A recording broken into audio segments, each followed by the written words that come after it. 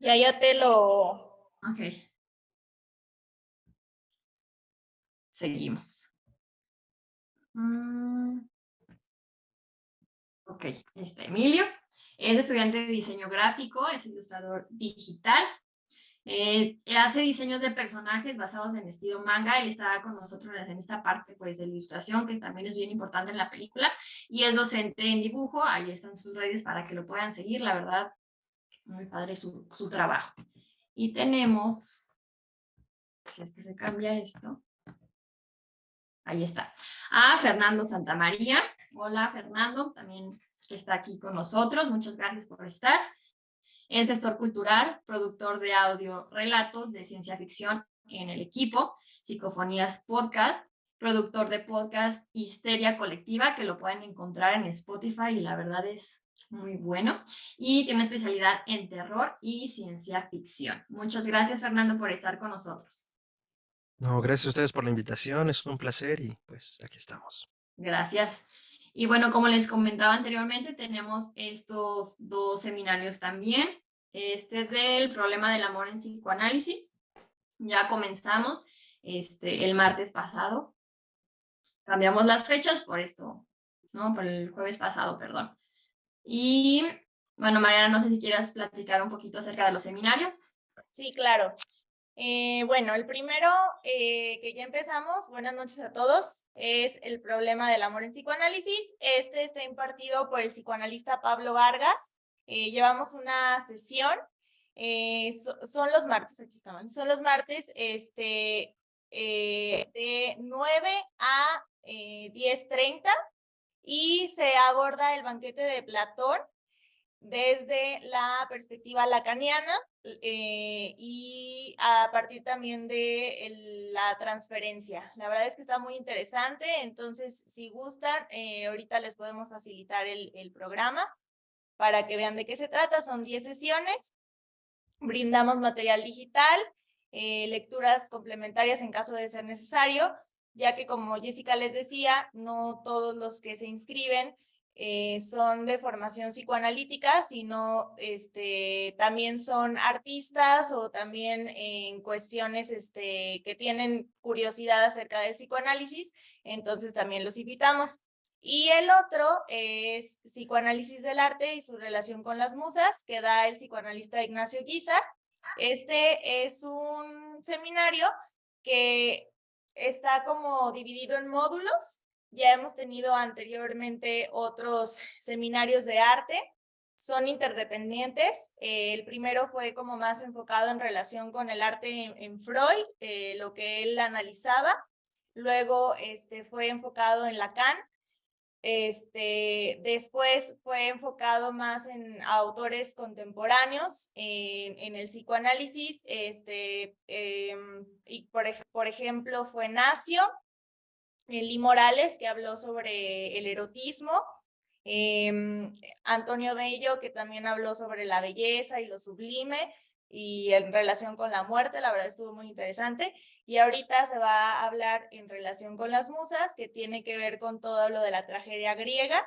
Entonces, pues la verdad es que está muy interesante porque da una mirada diferente al arte. Hola, doctor. Estoy hablando de su seminario. Hola. Muy buenas noches. Hola, buenas noches. Leía que era las 7:30. Y entonces, qué bueno, Mariana, gracias por llamarme, para darme cuenta de que ya estaban. Yo estaba ansioso desde hace rato por entrar, pero ya aquí estamos. Gracias, doctor. Y bueno, vamos a empezar el martes 31, ¿verdad, doctor? Va a ser de 7 a 9 horas, 21 horas, perdón, en horario México, son 8 sesiones. Y bueno, también brindamos lecturas complementarias, las sesiones se quedan grabadas en caso de no poder estar en vivo, entonces también para consultarlas y demás. Bueno, ahí están nuestras redes para que nos sigan. Como decía Mariana, se quedan grabadas las sesiones, entonces está nuestra página de YouTube, en Facebook, en Instagram, donde también subimos contenido cada semana de diferentes temas. Y ahí también estaremos diciendo de los próximos seminarios, igualmente de los próximos eventos especiales que tenemos. Ahí está nuestro celular y cualquier cosa, pues nosotros les contestamos. Me voy a compartir, ahí está.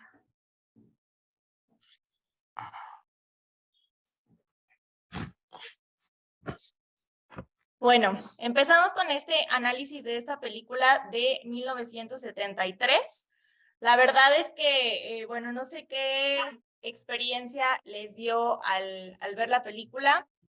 A mí me brindó una experiencia como muy variable, porque yo la verdad la vi recomendada en el podcast de nuestro buen amigo Fernando, Histeria Colectiva. Entonces, la verdad es que se me antojó mucho y por eso, la verdad es que lo admiro mucho su trabajo, por eso lo invité. Y pues bueno, yo quisiera que empezaran como a hablar un poco de esto. A mí al principio me marcó mucho como esta cuestión de, bueno, de las religiones, ¿no? Tan diferentes, pero entrelazadas entre sí en muchas cosas como en la profundidad, por ejemplo, empieza con esta escena muy icónica en la que está con la hostia, ¿no? Y que se está, pues ahora sí que nosotros, bueno, en la religión católica, nos comemos el cuerpo de Cristo, ¿no? Y luego entra con esta otra religión que es, entre comillas, más liberal, ¿no? Y entonces este hombre protagonista como que se asusta y demás, ¿no? Entonces, yo creo que hay como muchos matices ahí que me gustaría que hablaran de eso. Y aparte, bueno, toda esta cuestión de pues yo veía, no sé, Joaquín y Emilio, como escenas que mucho estaban como pintadas, o sea, yo pensaba que estaban como pintadas, probablemente por la técnica que tenían en ese momento, que a lo mejor no había pues tanta tecnología, cómo le hacían, que se enfocaban también mucho en la cámara en un solo punto, ¿no? En símbolos y demás, y también, Fernando, si nos puedes ayudar un poco en eso, en cuanto a la simbología y demás. Y bueno, abro el micrófono, no sé si, Joaquín, nos puedas hablar un poquito del director o Fernando. Igual, pues, si quieres, tú que sabes de películas de terror, empezamos con eso y ahorita hablo de la trama y de algunas cosas sobre lo técnico y sobre la parte cinematográfica, pero me gustaría saber primero como la versión de terror, de cómo la ves desde ese lado. Gracias, Joaquín. Pues bueno, creo que podemos abrir pensando en que el de Wicker Man, al ser filmada, bueno, al ser estrenada en 1973, están apelando a un momento político muy importante. El director Robin Hardy, que en realidad es como su ópera prima, pero un poco debut y despedida, porque a pesar de tener producción ejecutiva y hacer el soundtrack también de algunas de sus películas, no destaca por nada más y en realidad, pues más bien todo está en el bastión del guión de Anthony Shaffer.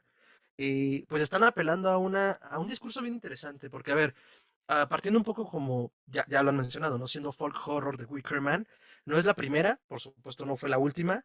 La primera que podemos como vislumbrar en este espectro sin haberse llamado folk horror fue Haxan, que el año pasado cumplió 100 años, es una película alemana de 1922, que básicamente es de brujería, y entonces como pues, entre sus planos, entre las escenas y las secuencias que presenta, pues pensemos primero que estaba filmada en blanco y negro, y segundo por los motivos que trataba, pues ya tenía algo de extraño, de grotesco, En inglés el término es weird, y en español lo más cercano sería alta extrañeza, como entendido dentro del horror.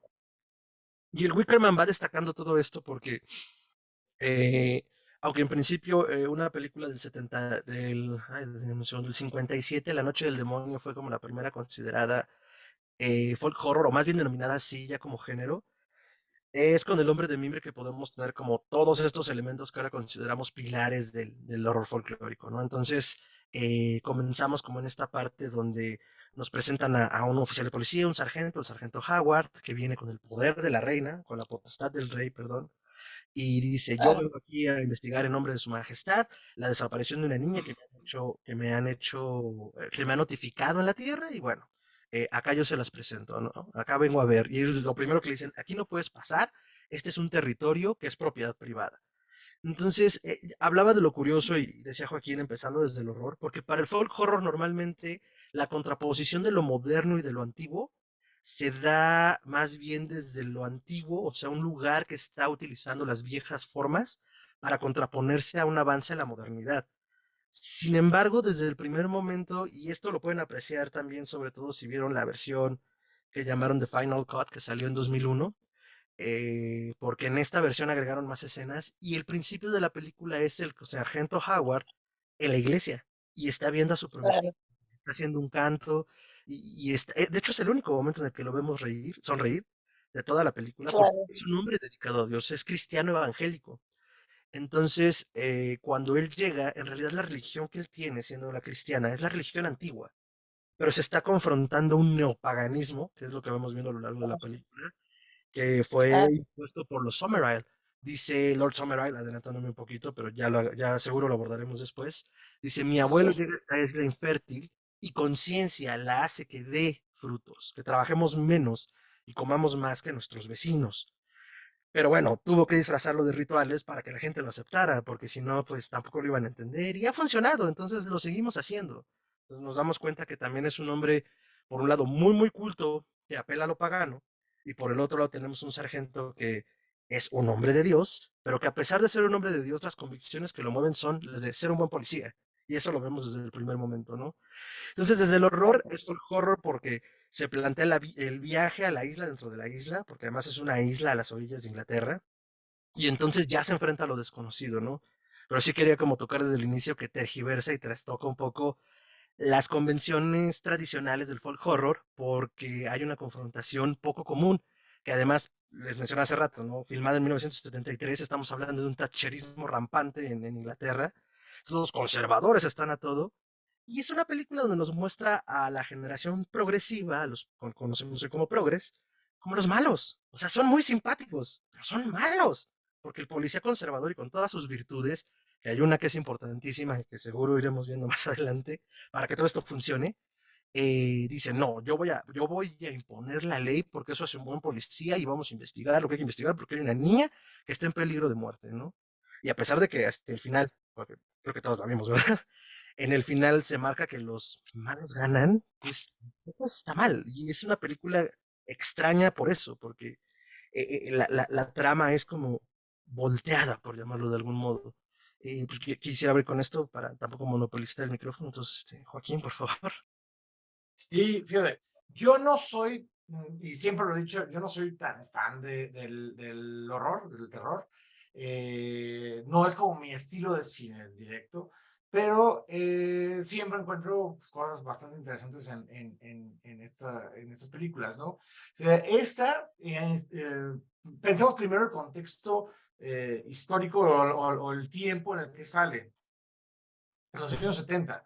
En los años 70 tienes todo un movimiento en el cine de Estados Unidos donde hay como un despertar porque el cine estaba ya marcado y estaba aburrido, la filmografía interesante estaba en Europa. En Estados Unidos, empezando los años 70, había varios problemas porque es donde empieza un movimiento que son como los outsiders, que empieza con Easy Rider, con La Casa de las Muñecas, etcétera, que empieza un despertar donde se liberan sexualmente, donde las películas empiezan a poder poner cosas en pantalla, como lo vemos en esto, ¿no? Que claro, al empezar todo este movimiento y tener como toda la parte también de la música, de liberación, de todo, es un movimiento conjunto, o sea, todo históricamente cambia ahí, porque es algo raro. Vemos una película de los 70, ahorita, de 73, y vemos un montón de desnudos que unos añitos antes no se hacían, ¿no? Pero en esa época era, vamos a ponerlo. O sea, ya se puede ahorita en el cine, vamos a hacerlo, vamos a verlo. Y que genera lo que decía Mariana, por ejemplo, de estas tipo de imágenes como que decías que eran como pintadas. Y es que sí, o sea, mucho de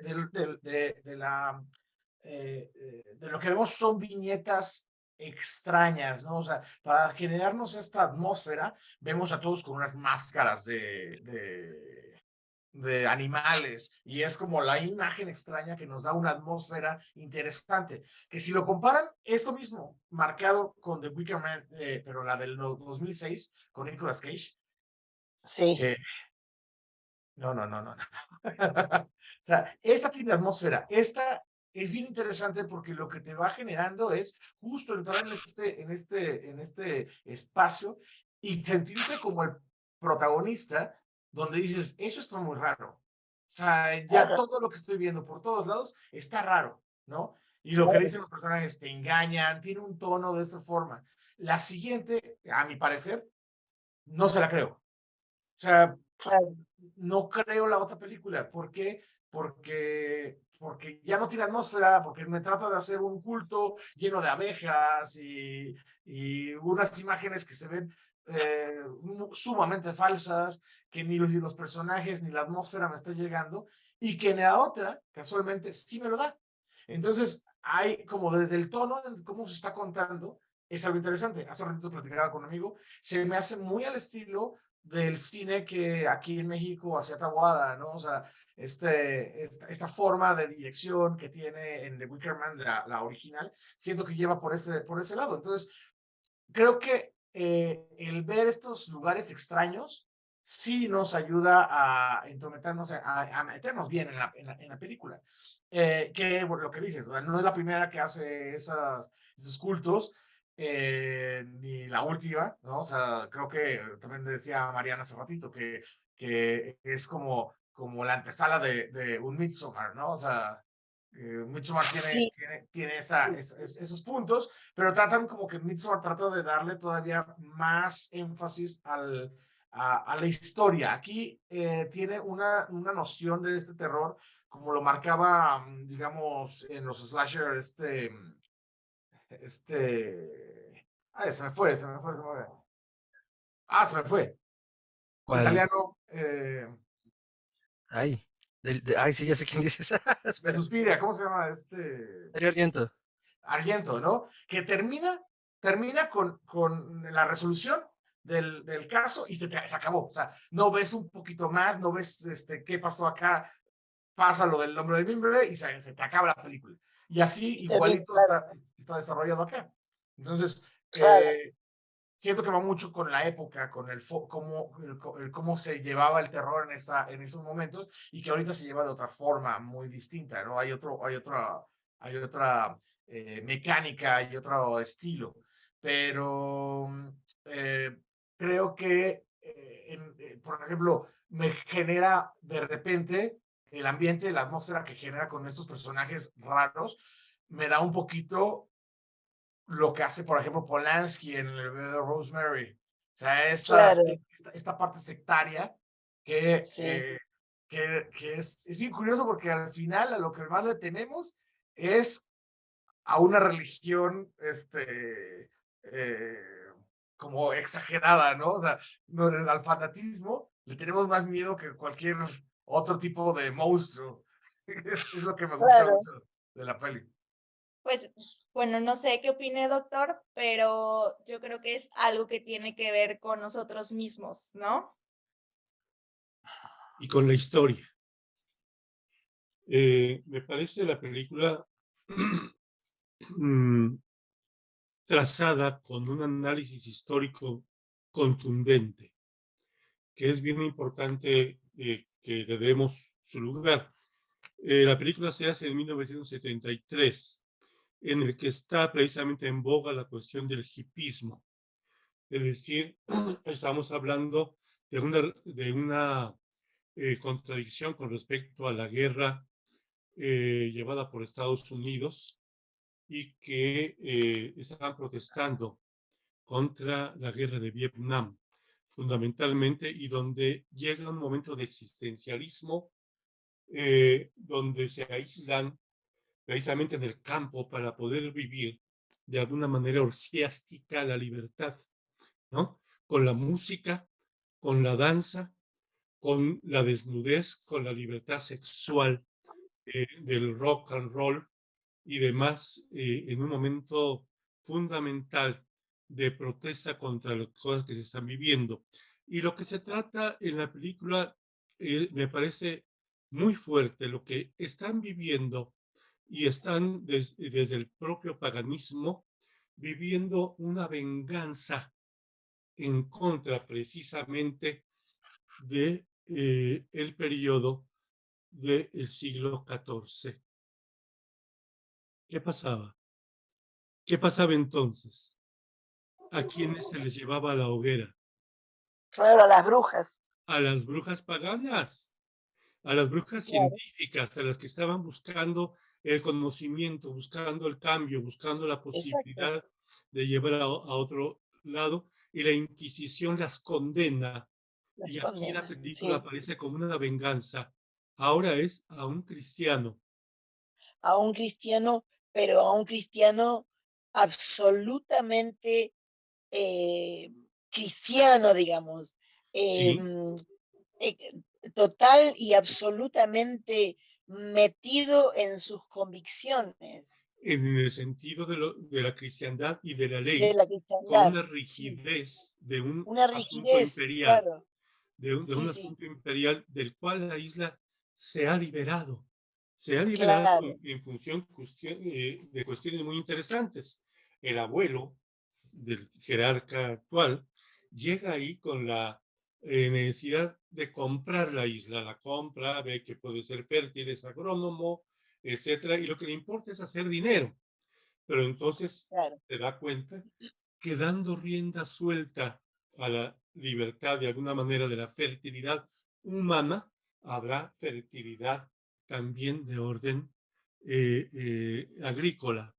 Y en ese claro, sentido hay una cuestión muy interesante entre la economía libidinal y la economía material, lo que tiene que claro, ver con la posibilidad de la propia riqueza que el hombre hace. Pero luego el heredero, que no le costó todo ese trabajo, el heredero pudo haber, como sucede con los herederos, regalar y traspasar las cosas a precio de nada. Lo que logró el padre, lo que hace esto es capitalizarlo, dice el nieto, por amor.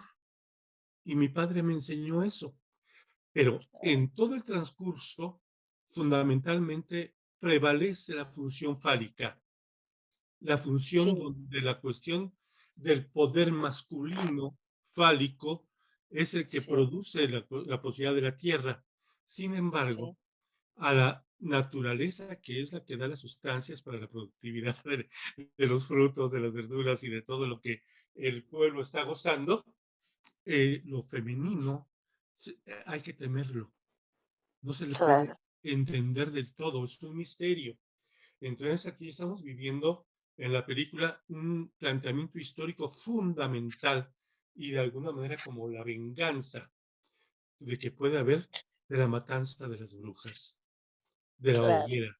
Ahora se le de la- sacrifica a él en una imagen hombruna sí, enorme, donde a la sí, cabeza está precisamente el varón de la ley, el varón claro, cristiano, el varón que quiso ir a poner en orden la desaparición de una niña que aparentemente va a defender, pero que curiosamente a todas las mujeres desnudas desprecia, a todas las mujeres amorosas las desprecia, a todas las mujeres que están jugando la posibilidad de vivir el amor y demás.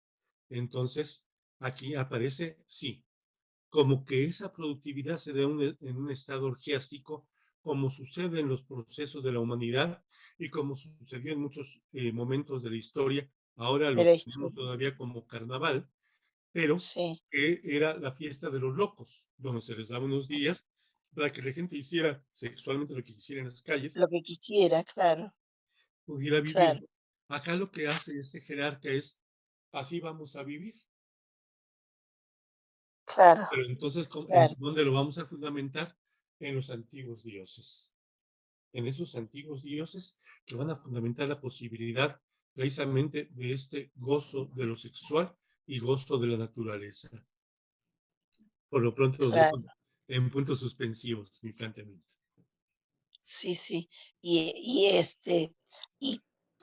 yo lo que pude vislumbrar también es que eh, ellos proponen eh, como ritual mortuorio a la nena, cuando en realidad a quien proponen desde el principio es a él, al policía que viene del continente. Al representante de la monarquía, de la ley y Claro, del cristianismo. de la ley. Exacto, Sí. sí. Muchas gracias. Emilio, ¿quieres compartirnos algo? Sí. De hecho, me gustaría retomar esa idea como del protagonista que siento que funge como símbolo.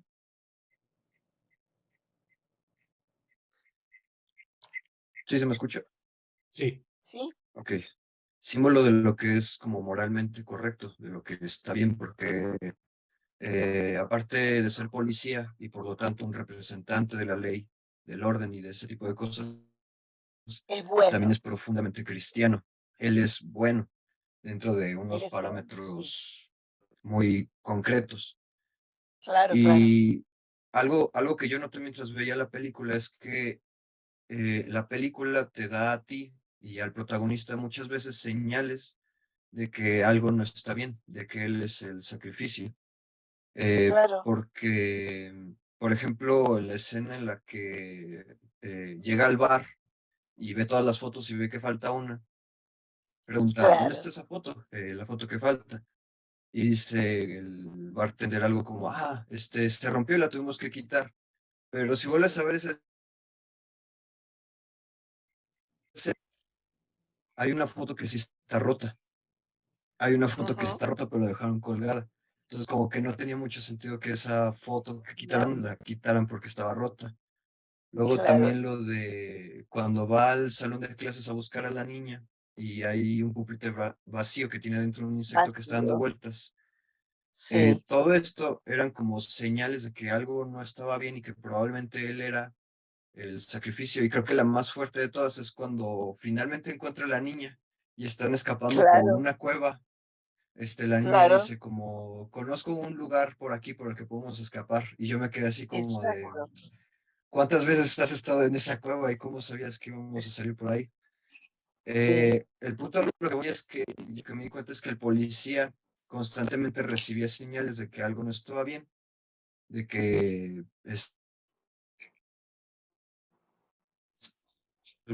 no tenía mucho sentido. Incluso al principio también le pregunta a la madre, ¿sabe dónde puede estar o algo así? Le dice como, no sé quién es. Sí. Y no sé, eso se me hizo algo muy interesante y también es algo que me gustaría hablar, la verdad. Cedo el micrófono. Bueno, a mí, dejando esto como también como puntos suspensivos de Emilio, a mí lo que me llamó mucho la atención fue lo que les decía al principio en la cuestión de las religiones. A mí me puso esta reflexión, no sé ustedes, de al último, ¿qué religión es más válida que otra? ¿No? Por la cuestión de cada quien, bueno, pues tiene como sus creencias, ¿no? Y sus creencias como muy bien fundamentadas, entre comillas. Y por ejemplo, yo me ponía a pensar, bueno, pues antes bueno, aquí en México, antes nuestros ancestros, hacían sacrificios humanos, ¿no? Y luego fue esto de la colonización española y les impusieron esta religión cristiana, ¿no? Entonces, todo esto cambió, pero pero pues fue impuesto, ¿no? Y creo que al último yo pensaba con esta escena de lo que les decía de la hostia, porque simbólicamente nos estamos comiendo el cuerpo y la sangre de Cristo, que pues más o menos literalmente viene siendo lo mismo que el sacrificio que se está haciendo con esta persona que la están quemando, ¿no? Y que nosotros, bueno, bueno, yo no soy católica, pero lo que los católicos pues también digamos que Jesús se cree que fue como, este, pues sacrificado, ¿no? Que se sacrificó por nosotros y por nuestros pecados, y a fin de cuentas fue como, pues sí, puesto como este sacrificio, ¿no? Entonces, ¿por qué en cierta manera yo decía, bueno, ¿por qué nosotros podemos ver tan aceptable este hecho en la religión cristiana, católica, y en esta cuestión ya lo vemos como muy perverso? Porque a lo mejor no lo tenemos moralmente o socialmente tan aceptado, pero ¿qué pasaría si en la sociedad fuera como diferente, ¿no? O sea, ¿qué pasaría si nos hubieran educado como estos niños bajo este otro concepto? Entonces, yo creo que hay ahí como un choque, ¿no? Entre estas, como cuestiones y también como de estas, o sea, te pone a pensar de esta forma como de las religiones, de manipularte de una forma que de verdad sí creas que esa es la verdad absoluta y que demeritas todas las demás religiones, ¿no? Entonces, eso es lo que a mí también se me hizo como muy rescatable como de la película, ¿no? Y creo, digo, si me lo permiten Claro. para hacer esta idea, Lord Summerisle lo dice, o sea, a ver, todas las religiones son limitadas, ¿qué diferencia hace, no? El asunto es que, como bien decías, podamos creer en ellas. Y en ese sentido, quiero retomar algo que decía el doctor, porque justo de ahí planteaba, y por eso me es importante explicar al inicio, una visión un poco tergiversada. Una de las grandes máximas del folk horror desde la literatura y que era del cine es We don't look back. Nosotros no miramos hacia atrás, o sea, hemos salido de este estado de la naturaleza para poder guarecernos de los peligros que hay en la oscuridad entre los árboles y nos movemos hacia adelante. Pero en el Wicker Man, en el hombre de mimbre, es completamente al revés. En realidad, y como bien decía el lector, es una suerte de venganza, ¿no? Porque por un lado dicen, vamos a mirar hacia atrás en este neopaganismo, nos vamos a asir de las viejas costumbres para no avanzar, o sea, nos vamos a guarecer en estos viejos dioses y al mismo tiempo vamos a meter en la pira al hombre católico, ¿no? Al hombre que además por su virtud, y que eso era lo que yo también comentaba un poco al principio, a mí me gusta mucho la historia porque creo que es redonda en el sentido de que nada hubiera funcionado si no hubiera sido extremadamente recto y buen policía y puritano el sargento Howard. O sea, ese era parte del Claro, plan. O sea, él no sabe que es parte del plan el hecho de que sea así de recto y se lo dicen al final, ¿no? Le dicen, es que eres perfecto, eres un hombre casto, claro, eres puro, eres un hombre recto, eres el perfecto sacrificio para nuestros dioses, nuestra diosa, que es la diosa de los huertos, y nuestro dios, el sol, ¿no? Que además ahí claro. hace una sentencia que me parece fabulosa, pensando también en el momento en el que se hace. Otra película que yo en algún otro programa había resaltado como la época en la que está planteado el relato es El teléfono negro, la de Joe Hill, el hijo de Stephen King, porque abre con esa escena, es un breve paréntesis también para explicar esto, ¿no? La película sucede en 1978 y el padre de los chicos, si pudieron verla y si no, no es ningún estropeo, pasa justo al inicio, el padre de los niños es un veterano de guerra, un veterano de guerra de Vietnam. Y lo primero que escuchamos en la radio es eso, de la guerra de Vietnam que estaba pasando, hay bajas. Y, y habla de dónde viene la frustración del padre, ¿no? Como de este país que lo mandó a la guerra y viene con traumas, lacerado y nada le reconoce y vive en la miseria. Su esposa murió, sus hijos son raros.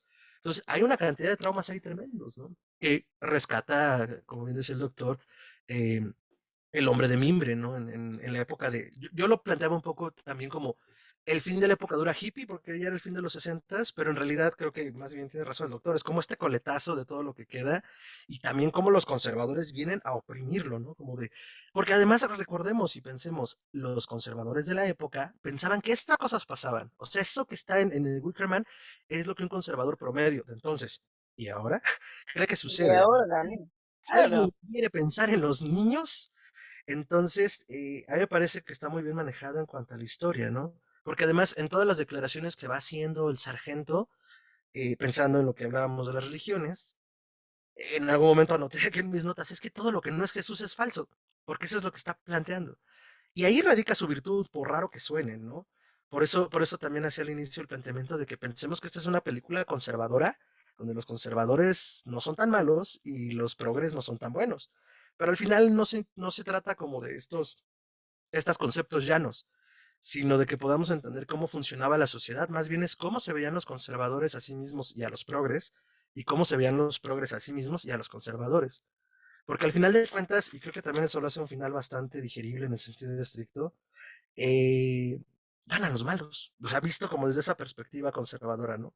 Ganan los hippies, se muere el oficial que solo quería rescatar a la niña, que ese era su deber, y que eso fue lo que lo mantuvo en la línea. Y hablando un poco de lo que decían también de cómo es que llega, a mí no me parece tan claro como que hubiera todas estas pistas de que él era un sacrificio más que al final. Porque cuando él empieza a estudiar los grabados del Palo de Mayo, cómo se hacía, qué diferencias había entre diferentes regiones, y empieza a hablar del loco, que el loco por querer ser rey un día se vuelve el sacrificio, ¿no? Entonces, por voluntad propia, un hombre con el poder de un rey y representando a la ley, con el poder de un rey, es decir, que está investido por su majestad, un hombre virgen es un tonto que al final será ungido como rey. Entonces, es hasta el final al que él se revela cuando ya lo tienen prisionero, con el traje de tonto que él se pone por sí solo, queriendo rescatar a la niña, ¿no? Entonces, eh, eso creo que es como un poco lo que puedo rescatar en este momento sobre las religiones y cierro con una cosa que rescaté de un libro que en un momento más les recomiendo porque además tiene unas notas muy importantes sobre la película. Es también una suerte de película que se habla de el miedo al discurso, es decir, como esto que puedo creer o no creer, que el discurso reine sobre lo honorable. Por eso el policía es como central. Y a lo mejor, no sé, ustedes, pero a mí no me genera ni adversión como ni su catolicismo rampante, ni su visión tan recta de la vida. Es como, pues, claro, eres un gran policía y solo estás haciendo tu trabajo. La verdad es que aunque todo el tiempo se la pasa maldiciendo y juzgando, pues eso no le impide hacer un buen trabajo, ¿no? Porque quizás cualquier otro había decidido, me voy a salir de Isla de Locos, y ahí se ven, ¿no? O sea, la niña bien, gracias. Pero no, él en su trabajo de hacer la labor del policía, y pues se dedica a eso. Inclusive, inclusive, perdón, pero cuando la chica de la taberna lo incita sexualmente, que él está de un lado de la habitación y ella está en el otro lado, eh, también, ¿no? O sea, él es la pureza y ella es la, la maldad personificada, digamos. Sí, que además en cualquier momento él pudo haber cedido, pero no, porque Claro, simplemente pero no la cede. construcción no existe. Es como yo soy un hombre, No, y lo dice en algún momento cuando llega con el maestro del puerto, le dice, no, a ver, yo soy un hombre que no cree en el sexo antes del matrimonio, gracias. Para él, claro. No, sí, exacto. Sí, sí. Me brinca un poquito el concepto de bondad y de maldad, que de alguna manera sí, para el pensamiento del policía recto podría ser lo otro la maldad, en el sentido de libertinaje. Pero lo curioso es Claro, que está acá más puesto en el pensamiento de Spinoza en el sentido del Dios naturaleza, el sol sí, y la productividad de la tierra. En exacto. todo ese sentido, la propia productividad de la tierra, la fertilidad, el modo de vida que tenían, más que de maldad, parecía exaltar, sí, desde el punto de vista fálico, del poder fálico masculino, etcétera, sí la posibilidad también de la fertilidad natural. de la mujer natural, que puede vivir su parte femenina en forma sencilla, libre, etcétera, y que es educada desde niña, con lo que pasa con la maestra en la escuela. Aquí Claro, no tiene por qué oponerse a la cuestión de la educación, porque la educación aquí es en función de este pensamiento que nosotros llevamos a cabo. Si bien pudiera verse, sí, estoy de acuerdo con Fernando, como algo retrógrada, también es algo también futurista en el sentido de qué vamos a hacer con esto, porque estamos pensando los filósofos del siglo XX fundamentalmente en esta posibilidad de la búsqueda de la libertad sexual como Simone de Beauvoir y Jean-Paul Sartre, ¿no? claro. Entonces estamos Sí, sí, hablando de sí. un modernismo contundente que, si bien no digamos que tuvo una contundencia mundial, tuvo sus angustias, sus posibilidades, el gran dolor que ellos mismos vivieron al apostar por la misma manera en que decidieron vivir su sexualidad. Fue un intento del siglo XX, un intento de libertad, de llevar hacia la naturaleza la cuestión de la sexualidad, que sabemos, y aquí voy a meter a Freud, que la cultura de alguna manera reprime. La cultura nos cobra un ¿De impuesto. salchicha o de jamón? ¿Perdón? ¿Sí? ¿Alguien dijo algo? No sé, Ah, no, perdón, oí algo así, pero quería decir, la cultura nos cobra un impuesto, un diezmo, no nomás la iglesia. La cultura misma claro. nos cobra en energía libidinal, algo que hay que apostar, y sobre todo en el siglo XX, fundamentalmente a la industrialización, ¿sí? Sí, Hoy día a la sí, cuestión de la tecnología y una serie de cosas sí. que nos cobra y nos llama toda la libido a estar pegados en las pantallas, etcétera, etcétera. Exacto. Entonces, hay siempre un cobro. Pero lo curioso que se está manejando acá es la cuestión central del sacrificio. ¿Qué estoy dispuesto a sacrificar? ¿Y quién debe sacrificarse en pos de la posibilidad de la fertilidad? ¿Qué sacrificamos? ¿Qué hay que sacrificar? ¿Un cordero? Pues vemos también en ese monstruo de leña que generan, están las chivas, están también Están los las chivas. corderos, Sí, ¿no? sí, Están sí, las sí. vacas.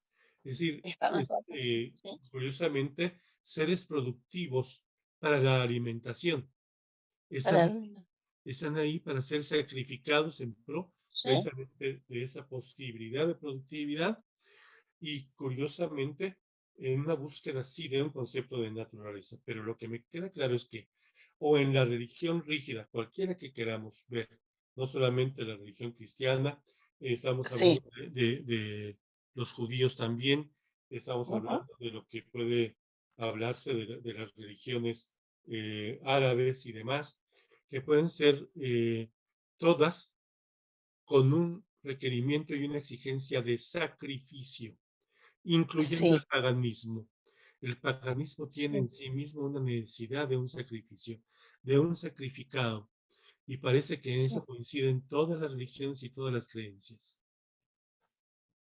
sí, sí, acuerdo con usted, sí, sí, Sí, justo yo siento que, que como dije hace un ratito, ¿no? O sea, lo que más miedo da es que todos los personajes son exagerados, ¿no?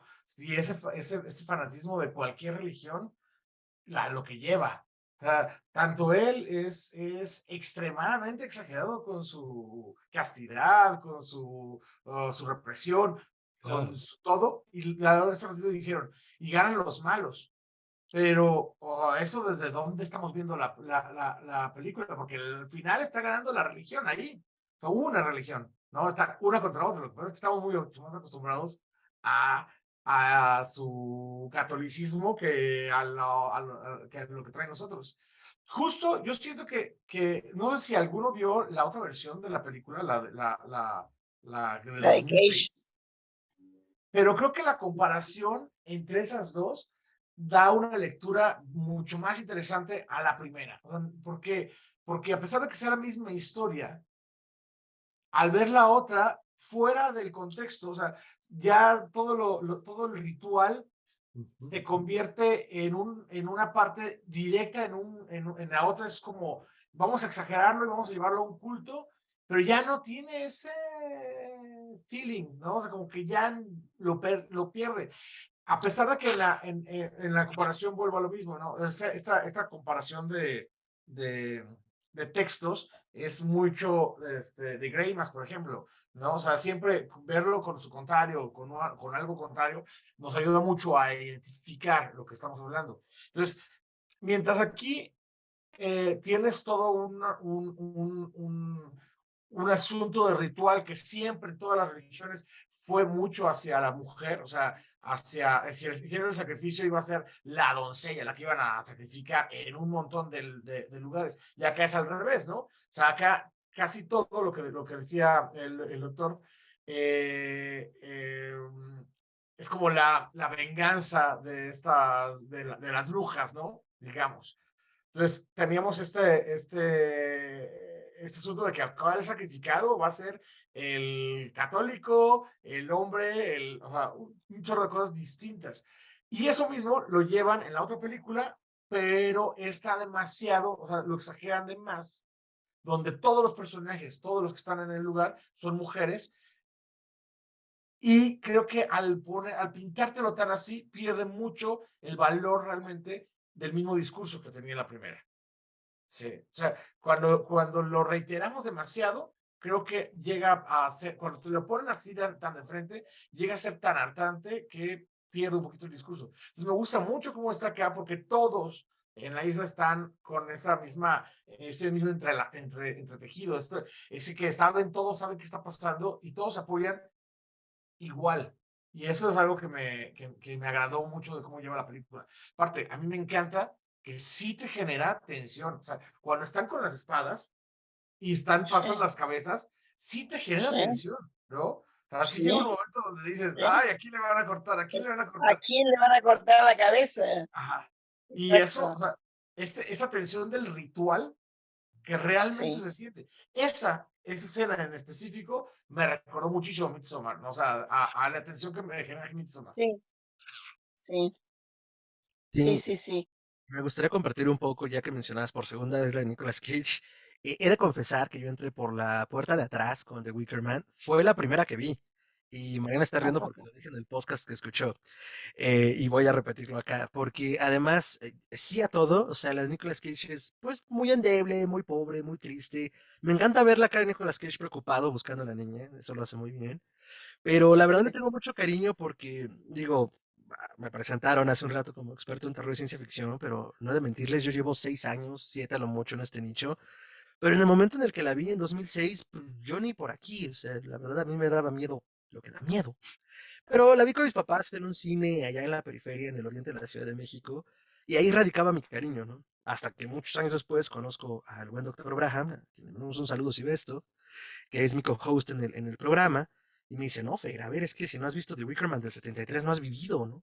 Y bueno, la vi y definitivamente me cambió la perspectiva de la historia, porque si bien la de Cage, como interesándome en la magia, el ocultismo, el thriller, incluso el género negro, estaba bien, pues nada que ver con lo que plantean acá, ¿no? Como bien decían, desde las exageraciones, desde la parte pagana, desde la parte de estos dioses de la naturaleza, o sea, tiene mayor profundidad, que es lo que hemos estado aquí desmenuzando.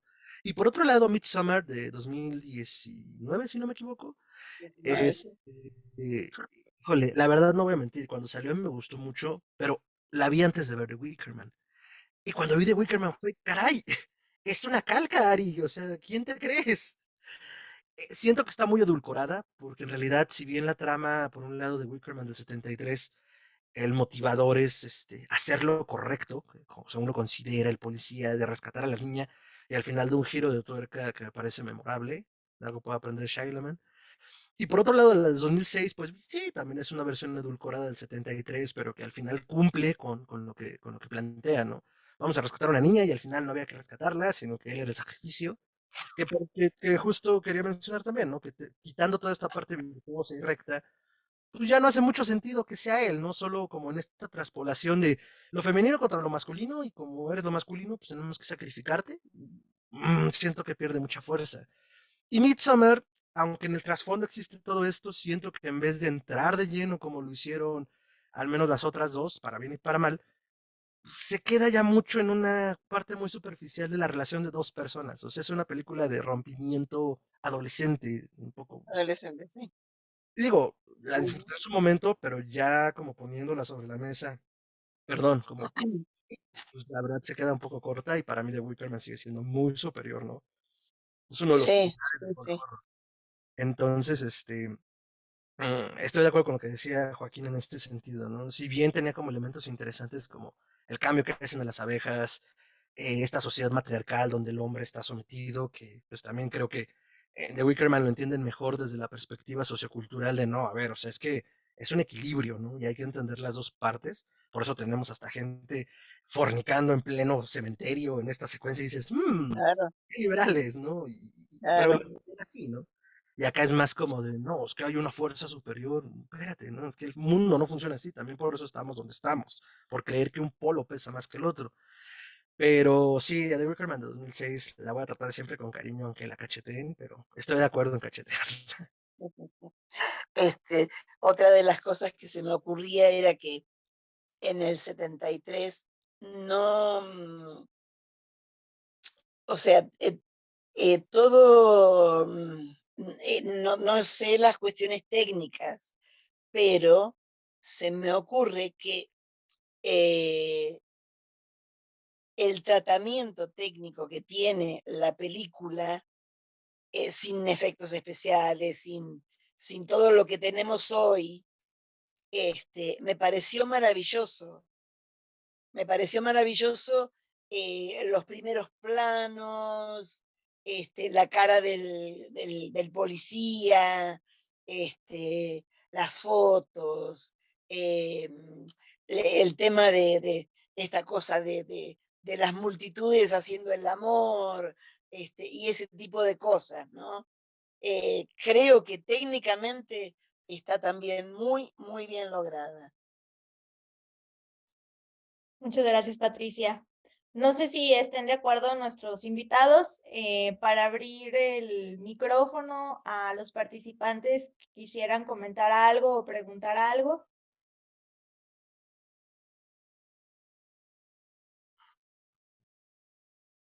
Con confianza. Luz. Sí, muchas gracias, muchas gracias. Yo quisiera, pues sí, felicitarlos al escuchar pues, todo esto, es un gran aprendizaje, ¿no? Pero me salta mucho esta parte del eros, del thanatos, de la libido, que se juega mucho también en la película, ¿no?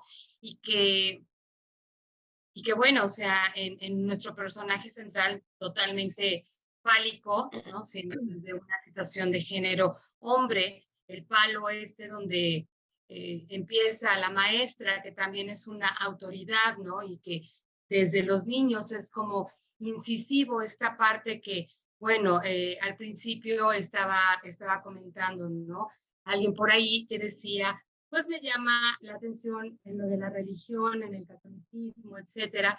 Pues así, ¿no? Esta parte cultural, ¿no? Antropológica, donde venimos de un pueblo, ¿no? Que idolatraba X, ¿no? O sea, haciendo la analogía con la película de que le ofrecen un humano al sol, ¿no? Y antes, bueno, los aztecas, ¿no? La doncella, como lo decían, pero totalmente esta parte no fálica, esta parte del hombre y esta parte real que es del principio de la vida, ¿no? Esta situación hedónica, esta situación del hombre, que obviamente esta parte de ser, ¿no? Del ser, de uno mismo, pues es que si uno ve o tratas como de ver más allá la película, ¿no? Es como uno mismo, o sea, es como uno y las situaciones, ¿no? O sea, todo lo que está pasando, esta parte que mencionaba la compañera de que cuando nos vienen a colonizar los españoles y que a la fuerza pues te meten lo del catolicismo cuando adoraban a Tlaloc, adoraban, etcétera, ¿no? Y acá esta parte donde esa isleta, ¿no? Tienen su propia situación antropológica, su propia sociedad y que a fuerza una maestra a los niños, bueno, pues porque es lo que estás como una esponjita absorbiendo, y entonces es meterles esta situación que justo, ¿no? O sea, ¿qué es lo bueno y qué es lo malo? O sea, ese punto así como muy endeble, esa situación tan fina de caer en la película, bueno, un poquito más allá, ¿no? De verla, de Thanatos y Eros, ¿no? O sea, estar haciendo el amor, ¿no? Pues en el cementerio, En el o sea, cuando cementerio. termina la película, ¿no? Que diga, sí, la película de nosotros, de cada uno de nuestra vida, ¿no? Pero, o sea, esa parte es lo que me toca mucho, porque finalmente estamos siempre llenos de pérdidas diariamente, de todo, ¿no? O sea, siempre tenemos pérdidas diarias, nosotros los humanos, y creo que en la película me llama mucho esa tensión, ¿no? Esa tensión donde la libido, donde el eros, donde ese hedonismo, esa situación del tánatos, todo eso está muy implícito, ¿no? Entonces, me gustó mucho, o sea, verla y verla, y la vuelves a ver y vuelves a sacar como más cosas. O sea, a lo mejor no me fijé muchísimo en lo que ahorita estoy escuchando, ¿no? De toda esta parte cinematográfica, ¿no? Pero al verla, y que la veo yo con otros ojos, pues entonces siempre es como una mira total, y al escucharlos, pues bueno, es como muy enriquecedor, ¿no? Muchas gracias. Gracias, Luz. No sé si esté de acuerdo conmigo, doctor, y igual, Luz, no sé, yo ahorita que decía esto, Luz, yo veía que inclusive hay un diálogo de la niña que le dicen que se convirtió en liebre, ¿no? Y Sí. que ahí no se menciona la palabra muerte. O sea, es algo que no se dice, ¿no? Que las personas renacen. Entonces, yo creo que hay una negación, ¿no? A la muerte, inclusive esta escena que dices, Luz, yo creo que es justo esta como, pues sí, renegación de la muerte de que está ahí, pero a la vez no está, ¿no? Porque los cuerpos no están y demás. No sé, ¿usted qué opina, doctor? Igual ponen pues animales, ¿no? En vez de los cuerpos humanos. Y que creo que es como esto de una negación de la falta, yo creo. No sé usted, doctor.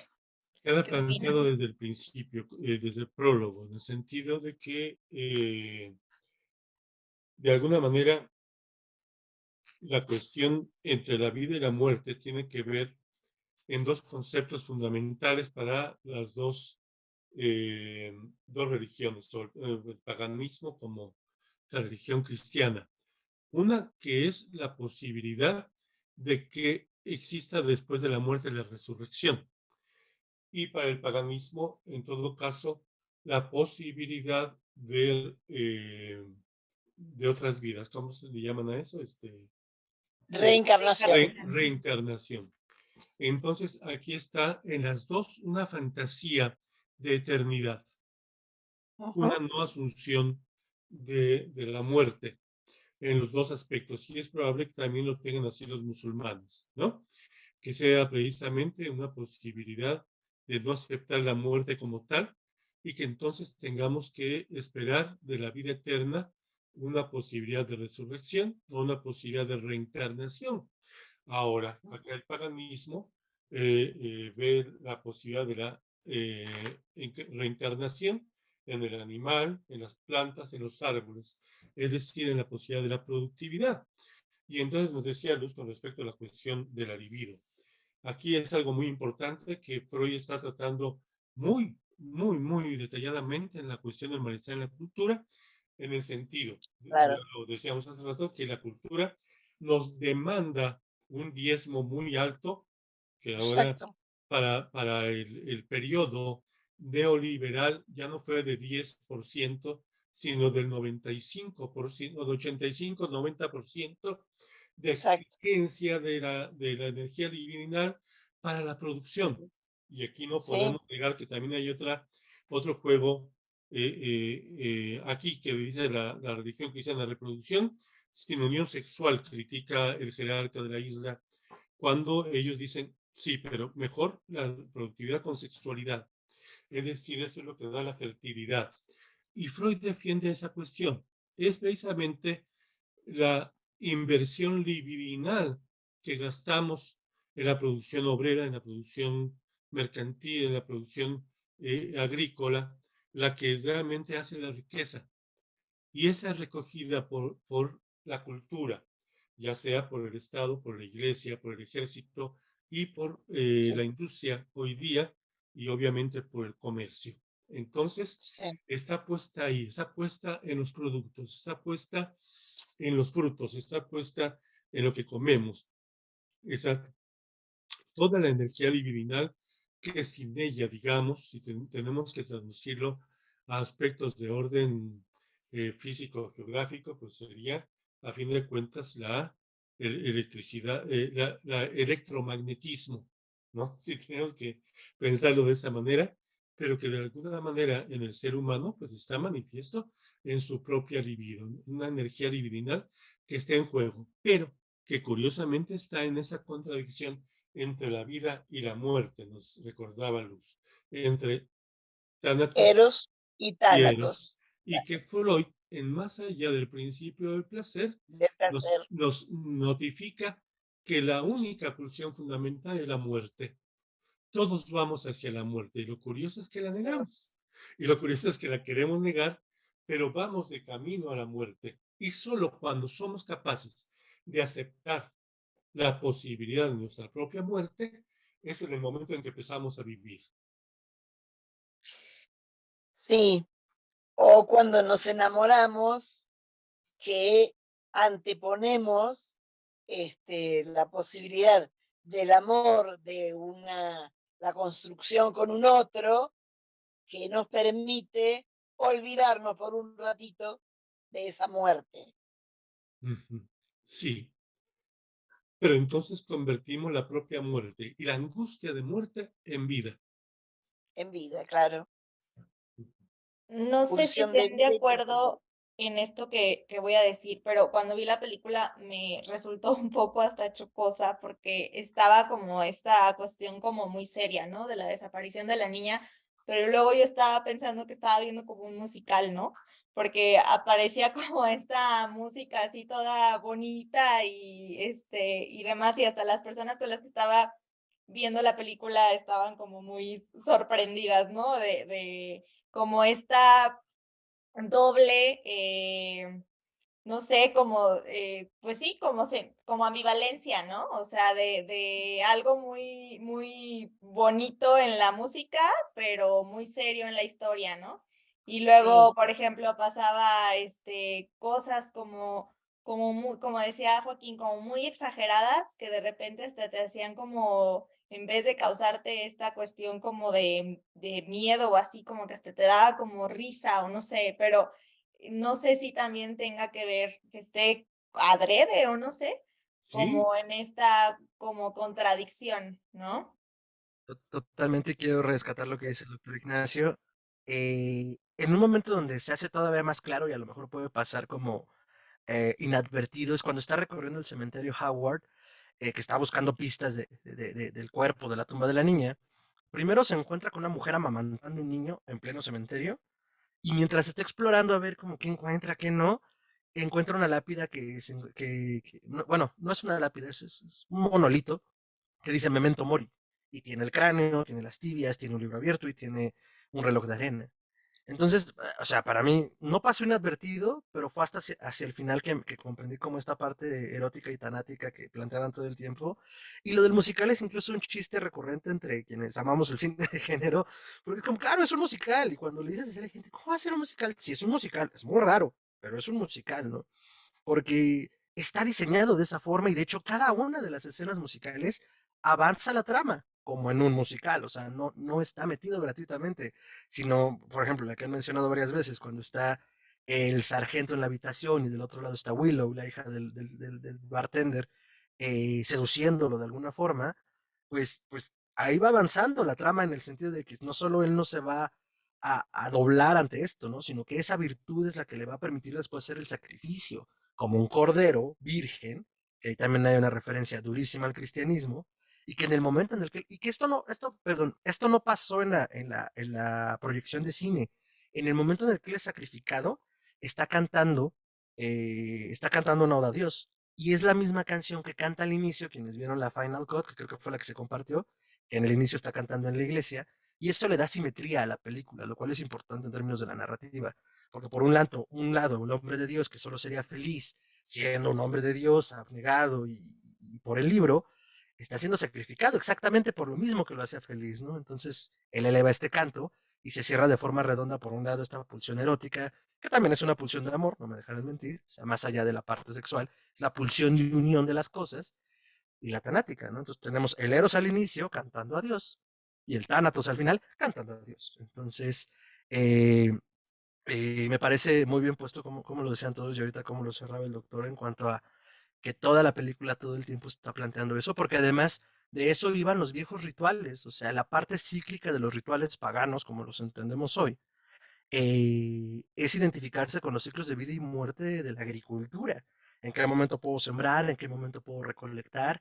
¿En qué momento tengo que guarecerme del invierno con lo que recolecté para solo esperar a que pase la cruel tormenta y luego celebrar otra vez la primavera, ¿no? Y creo que eso está pues muy claro en la película, ¿no? Sí, me gusta mucho lo que dices, Fernando, y que lo que está planteando Mariana, evidentemente no podría dejar de ser musical, porque tanto los paganos como los cristianos están haciendo en el canto una ofrenda. Y entonces debo decir que ese tipo de música son nuestra banda sonora toda la vida, porque entonces también son, quiero decir, nuestro inconsciente, que nos está diciendo, te ofrecemos, oh Señor, todo el tiempo nuestra vida, el sacrificio, la vida y la muerte. Entonces ese hombre no puede escapar. El policía incluso, aun cuando es atrapado, pudo haber luchado hasta la muerte para que decir, si ya soy muerto, que me maten aquí, no que me suban allá. Pero quiso vivir el sacrificio, se doblega, se suelta, no es capaz de pelear hasta el último momento porque no lo hubieran subido, no lo hubieran podido subir con su entrenamiento de policía. Pero lo curioso es que él suelta y se da en ofrenda. Y En se lo dice sacrificio. Sommer a él. Le dice, te vamos a ofrecer un don raramente dado en este tiempo. Claro. O sea, si tan cristiano eres, vas a morir como mártir. Y eso parece convencerlo de, bueno, porque como dice el doctor, o sea, pudo morir Como mártir. Claro, no cualquier cosa. mártir y se lo dice, sentarte entre los santos más santos. Bueno, sí, sí, se doblega al final, sin saberlo, yo creo que como bien dijo el doctor, desde un punto, una posición muy inconsciente, ¿no? Muy Es lo más inconsciente. cristiano que voy a poder hacer. Ah, vámonos.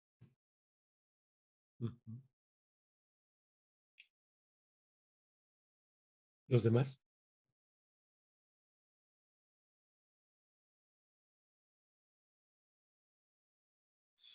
Ay, Emilio, no te escuchas.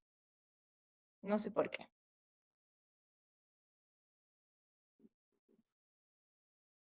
Puede ser que haya cambiado la fuente de audio, entonces, porque no pareces moteado. Sí, se desconectó el micrófono. Una disculpa.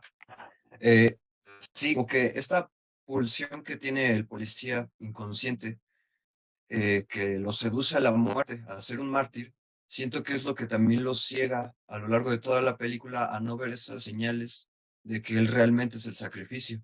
Cuando se encuentra con el insecto, cuando se da cuenta, o cuando la mamá habla de que su hija ni siquiera existe, o que es el conejo, la liebre, perdón. Todas estas señales que él podría haber visto y decir, hay algo aquí y a lo mejor me tengo que ir o algo así, las omite, las pasa totalmente por alto y decide continuar con su investigación, continuar buscando a una niña que probablemente, con a mitad de la película yo me estaba preguntando también lo mismo, a lo mejor ni siquiera existe, pero él está empeñado en seguir ahí, en seguir siendo el mártir, el seducido por esta muerte. Entonces, no sé, es muy interesante.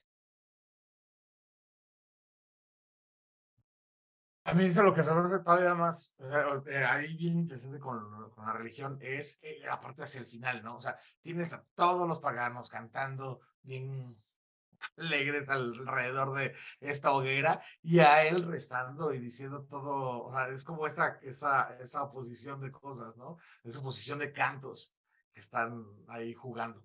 Entonces, bueno, o sea, al final de cuentas la película todo va alrededor de esos fanatismos.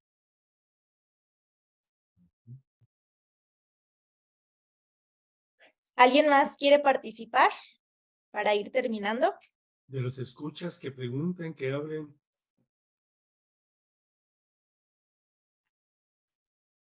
Néstor, por favor, te he visto muy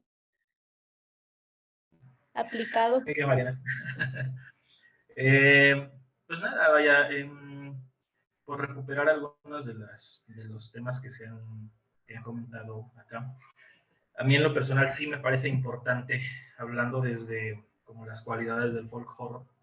Hace rato Fernando mencionaba esto de los buenos y los malos. Yo como se lo entendí, yo no siento que estuvieras hablando, Fernando, corrígeme si me equivoco, como categorizando moralmente el bien y el mal, sino como una sátira que creo que es importante en el folk horror, justamente porque una de las cualidades de este tipo de cine es que la parte que representa, en este caso es el cristianismo, pero en otros casos de folk horror puede ser la parte racional, es la parte moderna, es la parte coherente, el sujeto de ciencia o de tradición como moralmente, socialmente aceptada, que viene a cuestionar algo que en el mejor de los casos es una superstición, algo que ya debió haber sido superado hace mucho tiempo.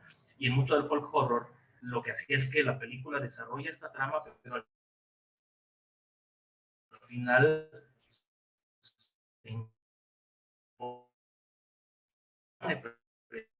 precisamente la visión. Al fin y al cabo, el cristianismo es la sociedad y los cultos neopaganos actualmente pues tampoco son bien vistos, o sea, independientemente de que ambos sean religiones y lo que se quiera.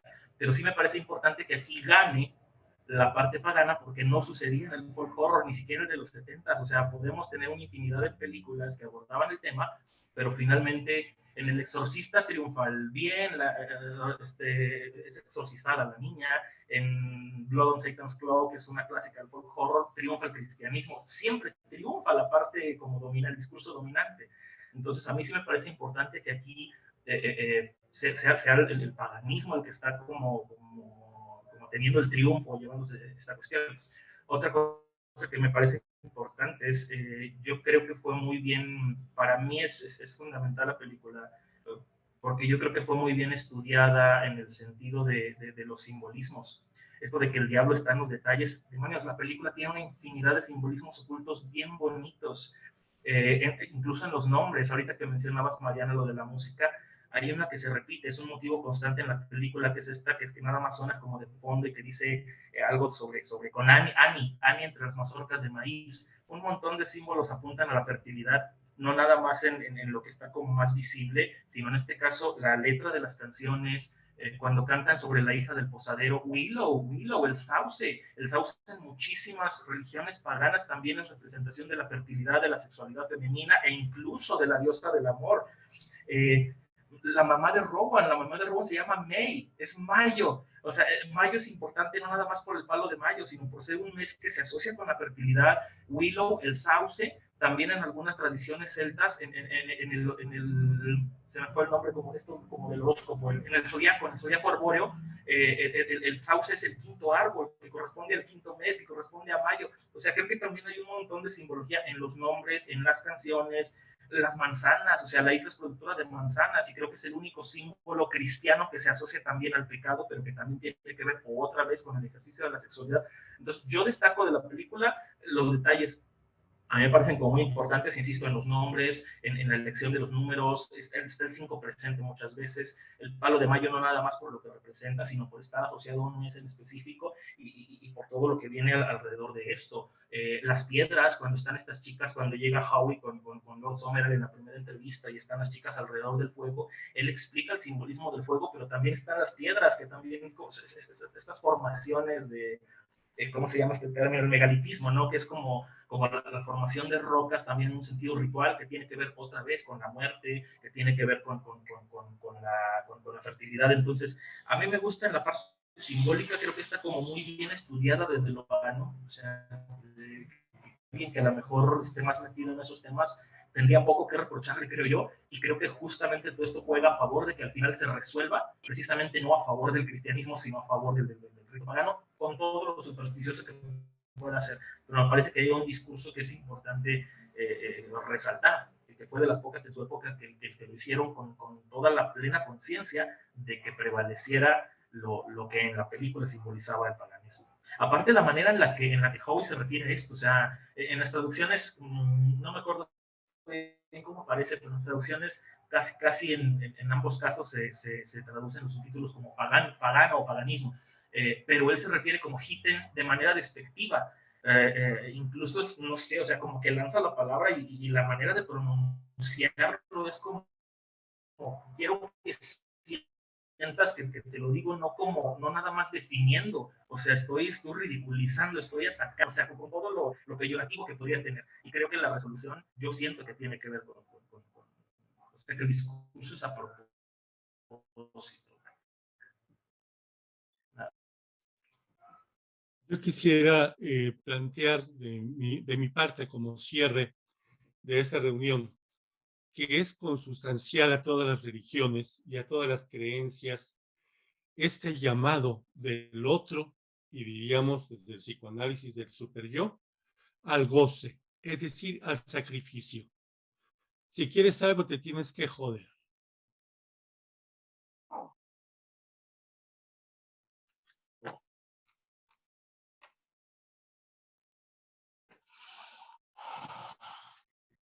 Muchas gracias, Néstor. Ya ves, ya no querías hablar y dijiste cosas bien interesantes. Bueno, no sé si alguien quiera participar en último o ya podemos ir cerrando. Creo que el doctor ya cerró con su comentario. No sé si Fernando. Sí, me gustaría, si ya estamos en el cierre, mencionar un par de cosas. Esto que dijo el doctor me parece crucial porque además mi primer abordamiento de lo folk horror no fue desde el folk horror, sino desde lo...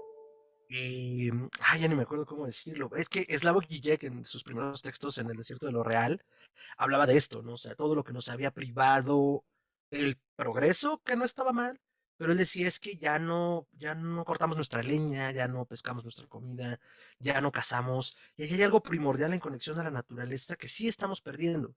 Y bueno, planteaba, o más bien discurría sobre los efectos que podría tener, que yo creo que justo post pandemia ya los estábamos viendo claramente, pero parte de eso, del folk horror, creo que La Bruja del 2015, la de Robert Eggers, que portó orgullosamente una playera de Black Phillip para la ocasión, hablaba de eso, ¿no? Un poco también como el hombre y su conexión con la tierra, y también cuando el hombre está en esta madre naturaleza que puede ser voraz y rapaz, porque también esa es la otra cara de la madre naturaleza, más allá de la bondadosa y la fértil, que es de lo que se habla mucho aquí en The Wicker Man, pero que justo están combatiendo esa parte áspera y ríspida y por eso el sacrificio.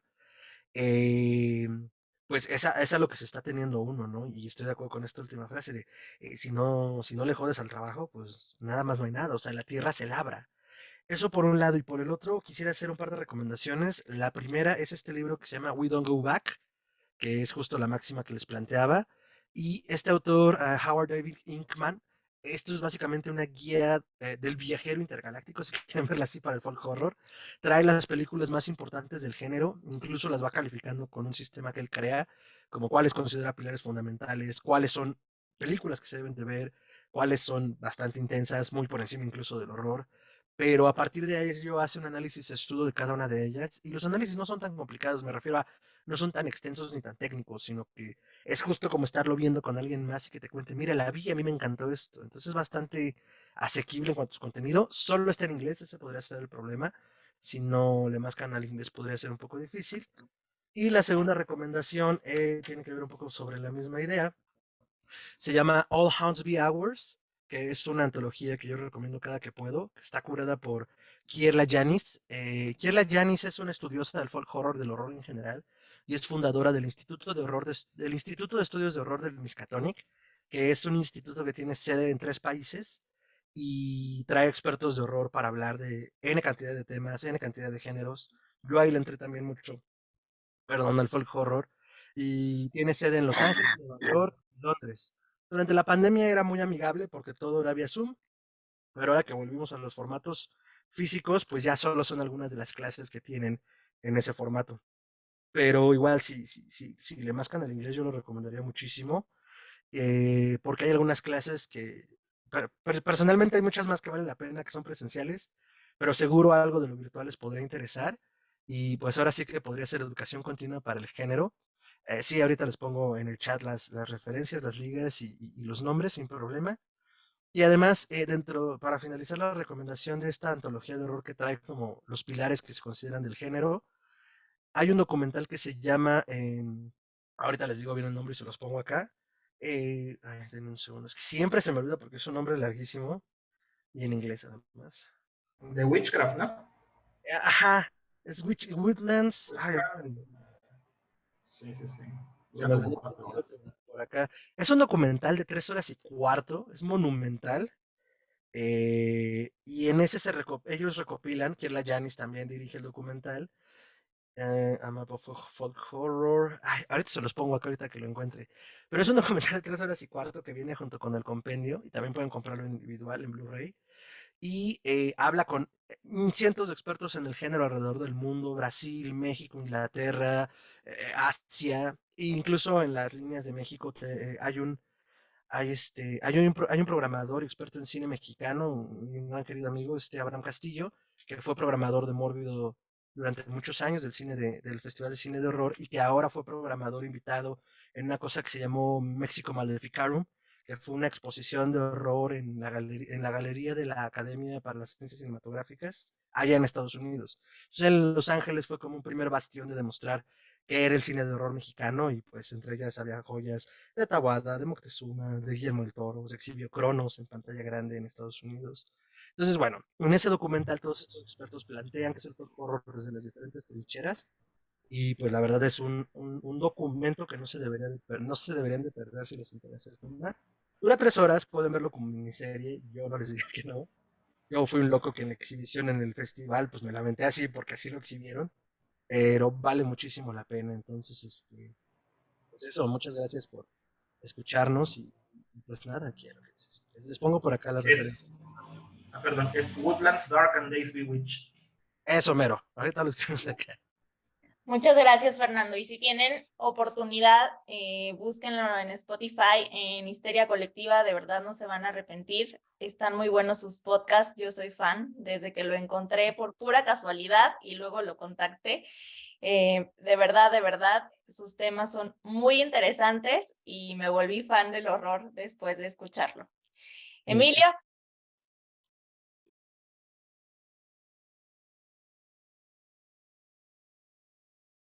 No te escuchas, Sin chance de decir algo oye. rápido porque tengo que desconectarme. Entonces, sí.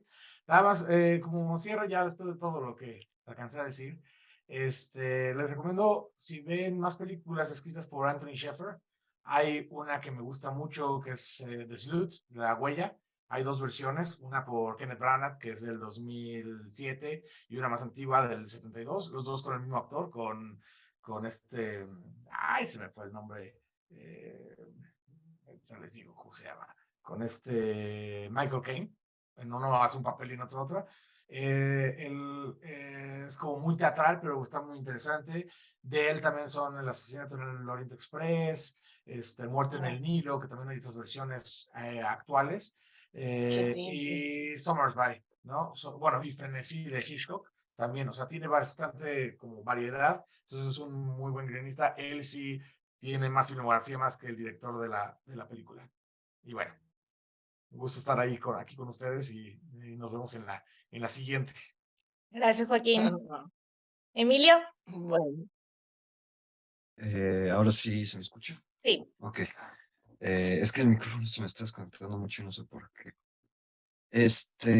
Siento que lo interesante de esta película, es que usa, para concluir, el folclore como un vehículo para hablar acerca del comportamiento humano desde sus raíces. O sea, habla acerca de conductas humanas que son muy curiosas, como la seducción por la muerte, como la idea de ser el sacrificio voluntariamente.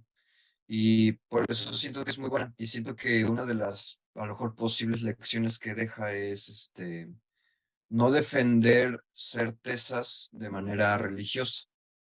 Y no me refiero a la religión únicamente, sino puntos de vista de la vida defenderlos de manera certera, de manera tajaz, o sea, como eso es lo que yo pienso y así son las cosas, es lo que puede llevarnos a un final como el que tiene el protagonista. Y creo que por eso me gustó la película, creo que está bastante bien. Muchas gracias. Bueno, les agradezco muchísimo por la participación en los invitados especiales y también por conectarse. Justo esta película creo que hace lo que nosotros siempre estamos planteando, ¿no? Que no existen las verdades absolutas y por eso nos gusta mucho hacer como estos análisis en conjunto, porque nos enriquecemos con los puntos de vista de todos, ¿no? Porque algunos notan ciertos detalles, otros y demás. Entonces, eso es como muy importante. Nos gustaría mucho que nos acompañaran en los próximos y bueno, les agradezco su tiempo. Les pido una disculpa aquí porque me enloquecí y empecé, no sé por qué, media hora antes. Yo creo que solo tengo que ver en análisis. Pero muchas gracias, de verdad, y qué pena. Y bueno, nos vemos en la próxima. Gracias, doctor. Gracias, Fernando. Gracias, Joaquín. Gracias, Emilio. Perdón, doctor, ¿algo Un quieres? beso. Nada más, estuvo bien, sí que te hayas enloquecido. Creo que sí apenas nos alcanza si se trata de hora y media. Entonces, quizás que en el cartel tenga que decir que sí es a las 7 las próximas reuniones, ¿no? Y Sí. porque sí nos conviene. Ok, perfecto. Muchas gracias a todos y muchas gracias a los que participaron. Nos Gracias. vemos. Gracias. Muchas Bye. gracias. Gracias, buenas noches.